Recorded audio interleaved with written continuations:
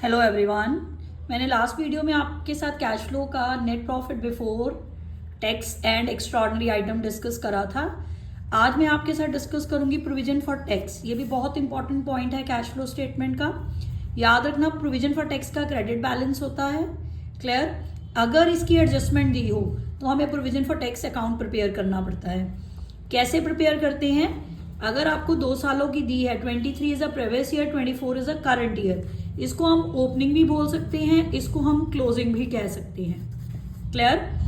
अब प्रोविजन का कौन सा बैलेंस होता है? क्रेडिट। तो बाय बैलेंस ब्रॉट डाउन यानी कि प्रीवियस ईयर हम क्रेडिट साइड लिखेंगे, और जो 24 का है वो हम कहाँ लिखेंगे? To side, to balance carry down. अब आपको एडजस्टमेंट क्या दे सकते हैं वो? टैक्स पेड की या provision made during the year. इन दोनों में से एक एडजस्टमेंट हमेशा गिवन होगी, एक आप खुद कैलकुलेट करोगे।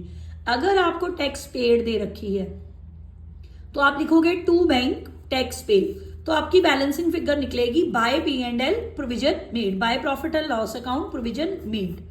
अगर आपको प्रोविजन मेड दे रखी है, जैसे एडजस्टमेंट में लिखा है provision made during the year, आप यहां पर लिखोगे बाय P&L प्रोविजन मेड, तो आपकी बैलेंसिंग फिगर टैक्स पेड निकलेगी। इन दोनों में से एक गिवन होती है, एक बैलेंसिंग फिगर निकलती है। रिपीट करती हूं, अगर आपको टैक्स पेड दे रखी है तो प्रोविजन मेड बैलेंसिंग फिगर, अगर प्रोविजन मेड दे रखी है तो टैक्स पेड बैलेंसिंग फिगर। अब आप इसे कैश फ्लो स्टेटमेंट में कैसे करोगे? अगर आप वर्किंग नोट नहीं बनाते, कैश फ्लो स्टेटमेंट में डायरेक्ट इसका ट्रांसफर करते हो, तो ऑपरेटिंग एक्टिविटीज में जाएंगी ये दोनों, टैक्स पेड भी प्रोविजन मेड भी। कैसे? Net profit as per statement of P&L, non cash item आप ऐड करते हो, उसमें आप ये वाली प्रोविजन मेड ऐड कर दोगे। ठीक है, प्रोविजन मेड। और एंड में आप इनकम टैक्स पेड माइनस करते हो, ये वाला टैक्स पेड आप यहां पे माइनस कर दोगे, अगर आप वर्किंग नोट नहीं बनाते। ठीक है जी, क्लियर है? प्रोविजन मेड यहीं जाएगा, इनकम टैक्स पेड यहीं रहेगा। अगर आप वर्किंग नोट बनाते हो, ठीक है, तो net profit as per statement of P&L से आपका वर्किंग नोट शुरू होता है, उसमें आप प्रोविजन मेड ऐड कर दोगे। टैक्स पेड तो यहीं रहेगा, इनकम टैक्स पेड यहीं रहेगा, प्रोविजन मेड की ट्रीटमेंट बदल जाती है। अगर आप वर्किंग नोट नहीं बनाते तो नॉन कैश आइटम में आ जाएगी प्रोविजन मेड, अगर आप वर्किंग नोट बनाते हो तो प्रोविजन मेड वर्किंग नोट में चली जाएगी। क्लियर? अगर कोई एडजस्टमेंट नहीं दे रखी, ऐसे बैलेंस शीट में 2 साल का प्रोविजन फॉर टैक्स दे रखा है, तो कैसे ट्रीट करोगे? अगर आप वर्किंग नोट नहीं बनाते तो नॉन कैश आइटम में जो करंट ईयर की 24 is your current year, 23 is your previous year, ये ओपनिंग ईयर है, ये क्लोजिंग ईयर है। करंट ईयर या क्लोजिंग ईयर की जो प्रोविजन फॉर टैक्स है वो नॉन कैश आइटम में ऐड हो जाएगी। लास्ट ईयर की आप इनकम टैक्स पेड मानोगे। ठीक है, 23 की।